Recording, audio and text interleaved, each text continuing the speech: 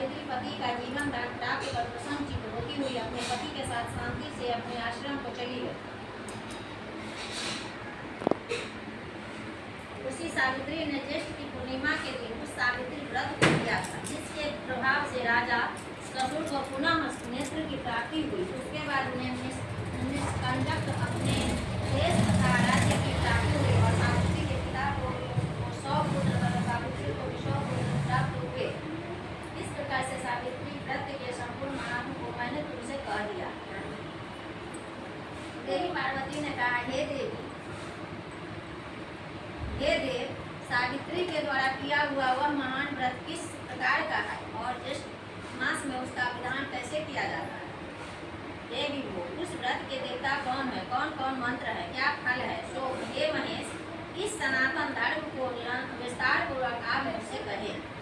ईश्वर शंकर जी ने कहा, हे देवेशी, सावित्री व्रत को आदर पूर्वक सुनो। हे महेश्वरी, उस सती सावित्री ने जिस प्रकार से इस व्रत को किया उसे मैं कह रहा हूँ। हे भामिनी, ज्येष्ठ शुक्ल की त्रयोदशी तिथि के दिन प्रातः दंत धावन कर चुकने के बाद 3 रात्रि तक उपवास करने का नियम करे। यदि व्रती अशक्त उपवास करने में असमर्थ हो तो जितेंद्रिय होकर त्रयोदशी की रात्रि में उपवास कर और चतुर्दशी के दिन बिना मांगे प्राप्त हुए अन्न को ग्रहण करे और पूर्णिमा के दिन उपवास कर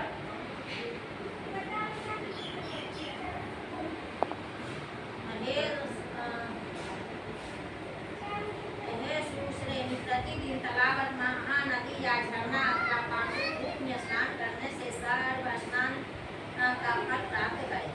हे यशस्विनी, विशेष करके पूर्णिमा में सरसों और मृतिका मिश्रित जल से स्नान करना चाहिए।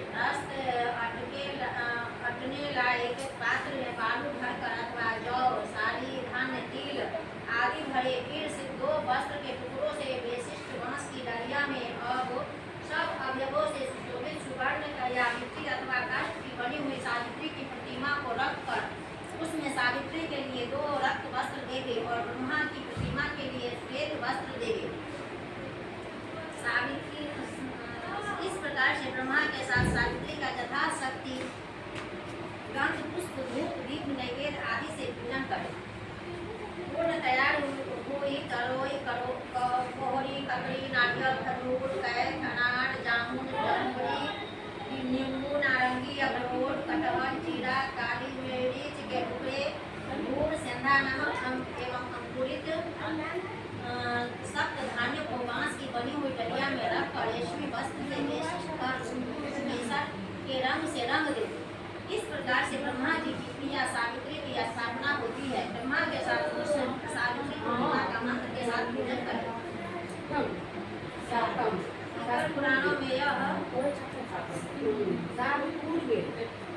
मंत्र कहा हुआ है, जिसके पूर्व में ओमकार यह वर्ण है। ऐसे विधा और पुस्तक धारण करने वाली वेदों के जाने हे देवी, तुम्हें नमस्कार है, मुझे विधा न होने का वरदान दो।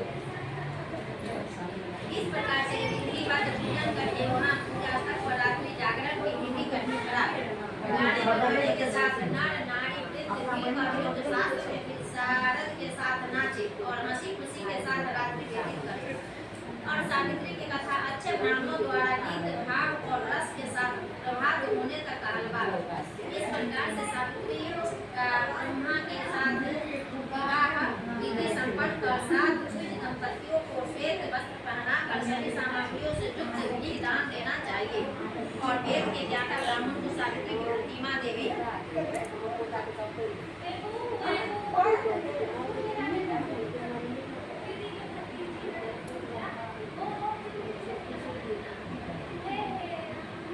इसके बाद सावित्री कल्प सावित्री विषय पूजा पर सावित्री कथा के वाचक ज्योतिष छल रीति वाले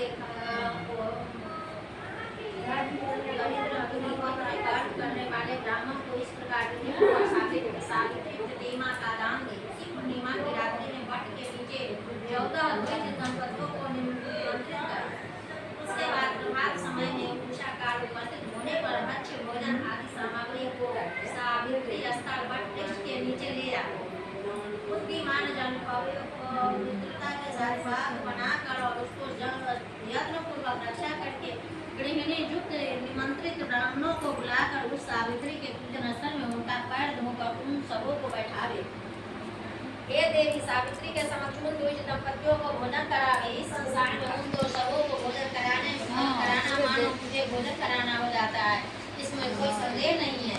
जो दूसरी बार सावित्री के समक्ष द्विज दंपतियों को भोजन कराता है वह मानो केशव भगवान को भोजन कराता है। इससे प्रसन्न होकर वर देने वाले भगवान विष्णु को अभिष्ट वर देते हैं।